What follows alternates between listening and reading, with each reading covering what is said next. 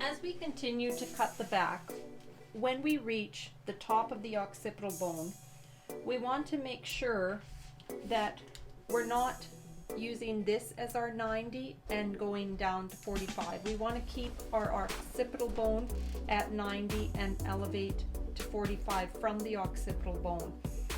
So just always picture where the occipital bone is and elevate down to 90 there. And we can see our guideline in there, so we should be able to just follow along. If you want to shift your fingers forward still, you can, just to maintain that convex. But if your guideline has the convex line in it, the cutting line is there, then you shouldn't have to shift forward, you just can see it. We can start to see that weight building, and that's what graduation is. We have a little bit of weight right in here, layering just below it. And graduation is great for fine hair because it helps to build that weight. The other thing I just wanted to point out is if you want to cross-check your haircut, you should be able to comb this out at 45 degrees. Your comb should be on a 45, and your finger angle, when you hold the cutting line, your fingers should point to you. So you want to make sure that you're maintaining that 45, and that's how you can check. Your fingers, when they're even with the cutting line, they point towards you. So we just continue to cut. And again, if you've had a client who had some previous layers, you might want to drop all of this down, and then you can cut that in one go. But if they haven't had previous layers, keep going with your sections.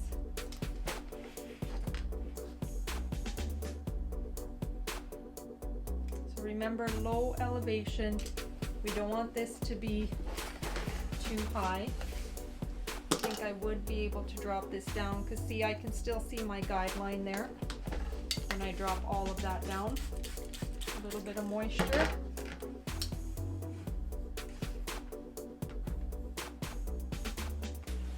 Make sure you can see your guide.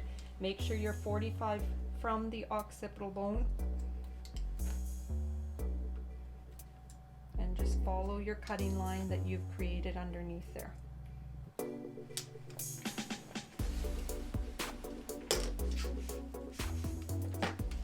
little bit of moisture. Remember, never cut one side damp and one side dry. A lot of people like to do dry haircuts, and that's fine. But if you're going to do a dry haircut, then the whole cut should be it should be dry through the whole thing. If you're going to do a damp haircut, then it should be damp, equally damp through the whole cut. Just helps us with some accuracy. Remember to always comb straight down from the apex, and just double check the 6-point area just to make sure. I was just shattering there a little bit, just doing a bit of low point cutting just to blend in any lines. So now we're ready to do the side. So when you go to do your side, again, use the same sectioning, your 3 sections, just about at the eyebrow, at the receding area, and then your top section. Again, it helps you to develop a cutting style, cutting pattern, and it will be helpful for speed and accuracy. So you can see a lot of the techniques that we've used, it's the same, but we're just changing a few things to change the haircut. So now we're going to elevate this. We have a piece of our guide, just like with the blunt haircuts, a piece of our guide in the back.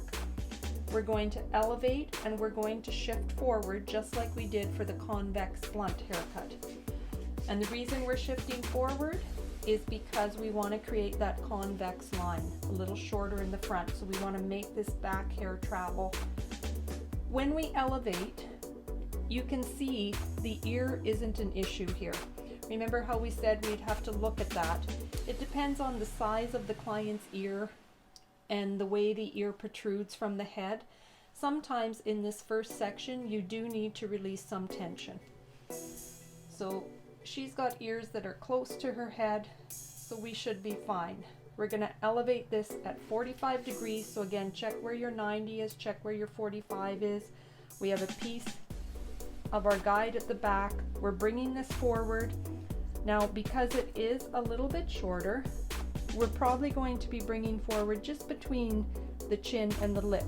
If you remember in the blunt convex haircut, we used the chin as a guide and our fingers were below her chin. Well, now they're probably just going to be up at the chin or with the lip. And we're still maintaining our 4.5 to 5 inches if we use our comb to measure, and we still get a slight convex. This haircut is also really nice in concave, the graduation, and it's a lot of the same techniques are used when you do a graduated bob. The back is cut a little bit different, but a lot of these techniques are used the same way.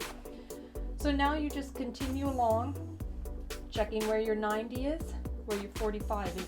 At this point, when we go to do this one, we want to maintain that same elevation we did when we went to the occipital bone here. We don't want to raise it too high. So now I can see my cutting line under there.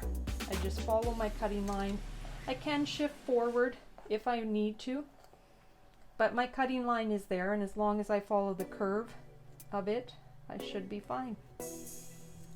And I just continue to cut and do the same on the other side, and that's the graduated haircut.